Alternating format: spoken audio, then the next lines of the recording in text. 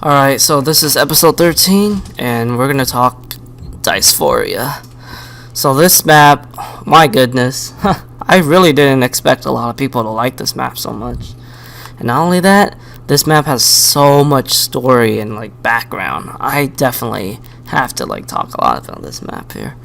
So I think this is funny here. What is it? These decals here, I believe I just used a word.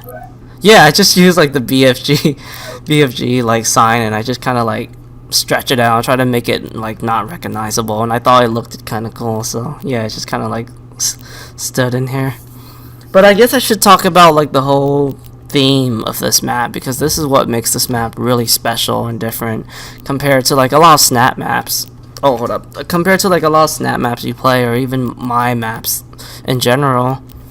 So originally this map was supposed to kind of have, I knew I wanted to have a story driven snap map for sure, because I personally think when you make a cyberpunk any sort of cyberpunk entertainment medium, you gotta have some sort of story. To me, I feel story in a cyberpunk environment is just so important. For example, Matrix, Ghost in the Shell, Blade Runner, Terminator, they're all cyberpunk films, and they all have a great story and all that stuff.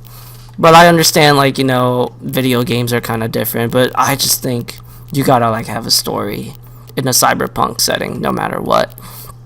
And originally there was supposed to be a story. I think it was, I kind of don't really remember what was the original story format for this map. Basically it was you're supposed to be some sort of cyborg, and you kind of play through the map, and you kind of get the whole idea of what happened, or what happened to the city you're in, and how these demons came to your world and all that stuff. But eventually, what was it? Okay, now I remember. But this map, I was kind of working on this map when I kind of heard about Chester Bennington's suicide. So for those who don't know, I am actually a very big Linkin Park fan. I used to be, when back in my teenage years, I was a huge hip hop kid. I was really into hip hop music and stuff. But yeah, I was really into hip hop music. I wasn't really into rock or metal or anything, and mainly because back in the MTV days, there was a lot of pop punk bands like Good Charlotte, Blink 182. I wasn't really feeling those bands back then. I just didn't feel they were for me, and I thought that was all what rock music was all about. Eventually I kind of discovered the heavier stuff, the Korn, the Linkin Park, Metallica. Those were my three bands that kind of gave me a sense of exposure. Whoa, I didn't know rock music could be this aggressive or this heavy, and Linkin Park was definitely the band that I got the most interest, because I came from hip hop. So and Linkin Park had significantly more hip hop influences than Korn and Metallica, so I really got into Linkin Park. And yeah, I've been a fan of their music throughout the years, and when I heard about Chester Bennington's death and Chris Cornell, Chris Cornell is another one that also affected me too, because Chris Cornell to me was my favorite grunge vocalist. I felt he was the best grunge vocalist compared to Lane or Kurt. But yeah, both Chris Cornell and Chester Bennington's suicide, they really caught me off guard. And I was still making this map when I heard about Chester Bennington's suicide, and that definitely made me want to change the story into a more visual metaphor about depression and all of that stuff, because I know both Chris Cornell and Chester, they were very open about their depressions and stuff. And yeah, man, even, what is it, it's been months that it's been months ever since those incidents occurred, and I'm just still really shocked that something like that has happened, man. Damn, dude. That's probably one of the most shocking moments in music history recently so far. But yeah, that's how I got my whole depression theme and suicide theme for this map. In this area, you're basically kind of inside a building, and I think the building area is this area here. Oh no, I don't really remember. Wait, I should have Is it this one? Wait, is this it? Yeah. So basically that building right there is actually this area here. I just basically kind of copy and pasted this area. And I think I did like some adjustments here or there. And basically, yep, you kind of like come out of this area, your good old teleport trick. Oh, I didn't. Oh, wow, I thought this would turn off. So yeah, this is like the area, the city area. When I actually first started making the city area, I almost wanted to completely quit this map because at that time, I just had no idea how I wanted to make the city, and I was just completely demoralized, you know. Like, I was trying to save, like, this map was made in development while I was making Secluded, and I was trying to like save a lot of like my Secluded ideas, so I didn't want to reuse them, you know. And it was so difficult to make the city area because I just didn't know what to do, running out of ideas, you know. You're like pretty much most of the maps I've been making, I've been just running out of ideas, and I always kind of get into like a creative block, and then I would have to wait for like days until I figure out what to do. And yeah, this is pretty much what I did here. I think it looks pretty nice, I guess. You know, if you played like City Survival, it definitely has a strong vibe to that. And yeah, I try to use a lot of like the more tech-based textures because I really think they kind of look nice with like the cyberpunk theme, and I try to like combine them and all that stuff. And what else can I say? Oh yeah, I forgot about this thing. I don't know if anybody realized this, but this is actually like a hovercraft. This hovercraft was actually inspired by the hovercraft from Future Cop LAPD. I don't know how many people actually played that game back on the DOS PC or the PS1, but I actually used to like that game quite a bit. And yeah, I always liked it, like the hovercraft design in that game, and I kind of got inspired from it. And this is how I kind of created my own hovercraft. And I thought, you know, it's pretty cool. You know, good sense of imagination with like the player blocking volumes. And basically it's on fire because the demons have attacked it. What else can I say about these cities here? Obviously I gotta like oh yeah, this is not a skybox. This is just like a what is it, invisible barrier, just in case you get launched up by like pinkies and stuff. This is the real skybox here. It's all black for the sky. You know, I really think like if you're gonna try to use like a different skybox that isn't like a skybox texture, you can try to use black because, you know, it's a really good texture to make you feel like it's nighttime. What else? Yeah, Doom. Show some love to Doom, of course. I just kind of like created some random symbol here. I don't know. I just thought it looked kind of cool. But yeah, kind of like your typical city invasion theme you got going on in this city aspect. And I tried my best to kind of like make these cities look really nice, just like I did with City Survival 1 and 2. Yeah, I think that's really it for this area. Is there anything else I could say? Yeah, I think that's it. Alright, let's move on to the next area. Wait, where is this? Let's not. I'm trying to find the apartment.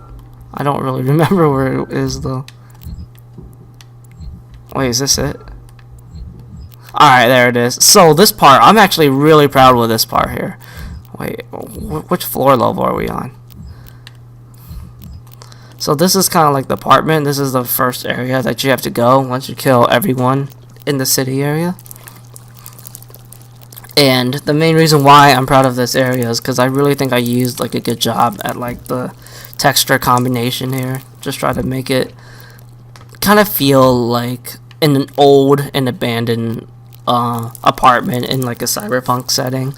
Originally this apartment is supposed to have, what is it?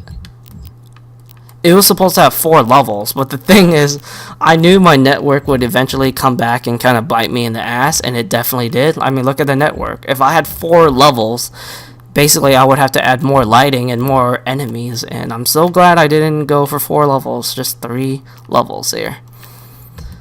So that's good. And I try to like, make it all moody and atmospheric, of course. Because, I did kind of want this map to be pretty atmospheric. Try to decorate some of these rooms here. But yeah, I'm really proud with like this area, And I remember it not being, it didn't take too long, It's just a lot of copy and, well, crap. It's just like a lot of copy and pasting, so it's just one of those moments. Where was it? Right here. But I'm just really proud of this area because I was never really good at like using the tech-based textures and stuff, and I think I did a good job by trying to make them look a lot more. Where am I? By just trying to like make them look a lot more appealing, with the decals and combining textures with different textures. I highly recommend you to do that when you make like a tech base, like a Doom 2016 tech base styled like type of map. You really gotta like combine textures. It's just key in my opinion. Alright, so that's it. Let's not go there yet. What's this area? Oh, we'll talk about that one pretty soon. You know what, let's go to like the armory here. Standard fare armory. Nothing I can really say. I guess it looks nice, Like, I was actually surprised how good it would look because I've never really been to an armory, so I just try to look at like a bunch of pictures just for like sense of inspiration, and I think it looked nice. But yeah, this area, you're just here just to pick up this heavy assault rifle. I got the BFG here just to tease you, but you never really get the BFG. And yeah, pretty straightforward place. You only get, you can go to that place once you find the red key. And what is it? I guess we can go in here. So this is kind of like the second important area. Wait, not the red key. You need the blue key for this area. Because I remember this is the one where you need the red key. So this one's similar to the apartment area. I just spent a lot of time experimenting with different textures and props. And this is what I came up with. And I think it looks kind of cool. Like, I don't know. It looks like kind of like some sort of like big base, future tech base hallway thing, Like, sometimes I don't even know like what I'm making when I make these maps. Like, I just try to, like, I really have a good focus on like layouts. Like, I really do kind of like paint the layout first before I come up with like the whole idea or what kind of like area I want the player to be in, and that's just kind of like what happens, Oh yeah, some of these robots here, I tried my best to kind of like make a pretty attentive robot. I think it looks okay. I know people can totally do better. I've seen some crazy like robots that people have done in SnapMap, but this robot, I believe it was inspired by like the Atlas from MechWarrior, because I remember I was trying to kind of like use that kind of like a source of inspiration while making these robot structures, just for some more attention to detail. Here's the hovercraft again. And this is just kind of like, yeah, you go in here to find the green key. You get attacked by some enemies here, and that green key will lead you to here, I think. Yes. So basically this area, this was supposed to be like some sort of restaurant area. I guess it kind of looks like it. I don't know. I don't really remember what this area was supposed to be. But basically I wanted to make this area to kind of like give you access to a better Gauss cannon and some more upgrades and all that stuff. And yeah, that's really like what matters about this area, really. But you're gonna get ambushed by a bunch of enemies here. So this map, it has a lot of the stuff that kind of like that I'm known for. Lots of exploration. The fights, they are intense, but I didn't really want this map to be too difficult. I actually wanted this map to be more accessible and more like, approachable for a lot of players. And this is kind of where you need to go once you find the switches. There's like a big fight here. Yeah, let me see. Is there any more else I can talk about? I think that's really it. Alright, let's go into the cool hallway here, because I think this is probably my favorite area here. I really love what I did with this little hallway here. I remember Void Runner told me like he thought like I mean, I remember Void Runner said like this area kind of reminded him of like Quake 4, and to be honest, he is kind of right. Like I remember seeing some of these areas in Quake 4, but it's funny because I actually didn't like Quake 4. Like I actually hated that game so much. But you know, it's kind of cool that he kind of felt that way though. But I just like this area, man. Like it's just kind of cool with what I did with all like these different different UAC textures I've used. Like I said, like you really gotta like try to spend time and just figure out like which textures you want to use on these like tech-based textures. And it's definitely a must when you're trying to like make a cyberpunk themed snap map. And decals are also like very important too. I think I could have probably used a bit more decals here for this map, but I think I wanted to kind of like use more of like the actual textures and to try to figure out what I could do with it. So this area, you're kind of like getting close to the to the house shrine. This will kind of take you to kind of like a little labyrinth. So this is like a pretty basic fight here, kind of nothing too special, not really too hard. You know, just try to be aggressive, kill like Pinky, Specters, all that stuff. Some Mankabai, and everything will be pretty much fine.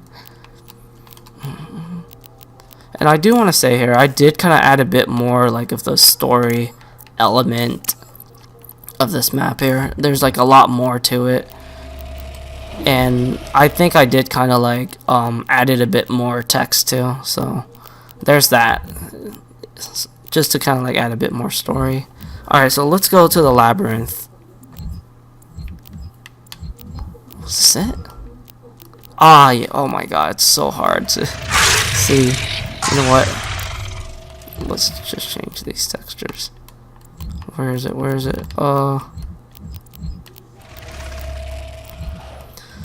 So this whole idea, you know, I thought, what is it? I remember I had like a lot of network left, and I wanted to like completely max out this, the network of this map. So I just decided to kind of add like a classic grid room here and try to like make a maze, because why not? You know, I like my mazes and my maps. And yeah, this is not the maze part, but you just gotta do some fighting here, and eventually once that happens, this is where you gotta like look for, I think, 5 switches or 4 switches to kind of like open up this little blocking box, and then you can press the final switch. And once that's done, you can use the next hell shrine here. This area, you know, it's pretty straightforward. I think this area didn't take too long to make, really. You know, it's just your typical like maze, hellish maze sort of design. And not only that, you know, I didn't want to make this area too like, you know, interesting too, because yeah, it's just a maze, you know. That's why I feel like when you make mazes, there's really no need to like put so much attention of detail to them. And yeah, once you're done with that, you kind of go into the final area here. Oh yeah, I almost forgot. Wait. No, not there. Is it this one? So this is one thing I really like here.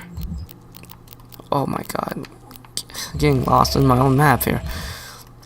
So basically, when you kill everyone here, I kind of like give the player a warning here. Like basically, the character, he's kind of like at the edge of his life. Like he's thinking about really taking out of his misery, and basically, when you press this button, you're basically telling the character to put himself out of misery. But if you do that, you actually end the map early, and you actually are missing a couple of the extra content that the maps still have. So if you're able to like, you know, fight or withstand your demons, you're gonna progress, and you're gonna have to try to like, you know, go through these mazes here and try to find your way out. And I thought that was kind of like a cool metaphorical design on like depression and stuff, if you think about it. And obviously here's the final arena. At this part, I was really running low on network, so I just made like a straight up arena. Try to make it as attentive as I can.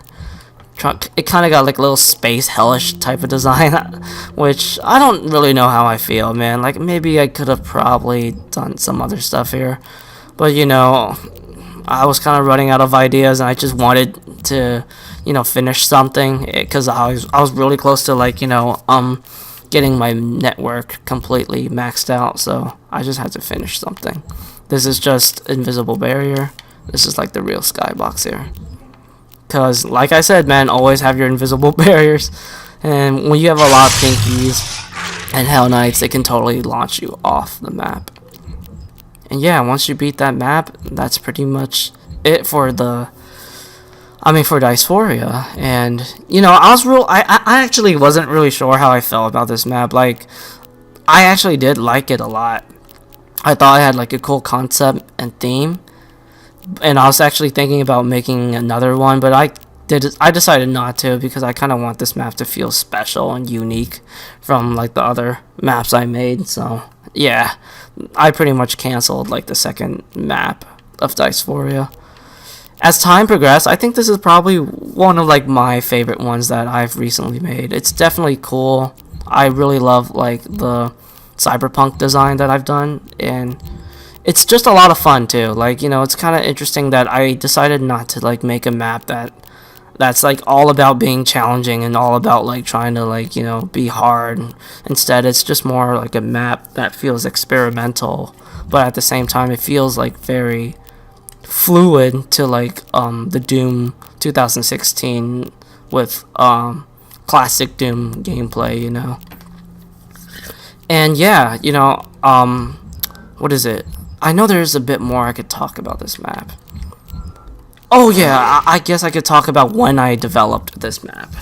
I actually developed this map like way back, like when I was working with Void Runner on Frag, like it's 1994. Like I worked on it like just little by little, like probably only spending like 30 minutes or less on the map. Eventually I kind of got more serious and started putting hours into it.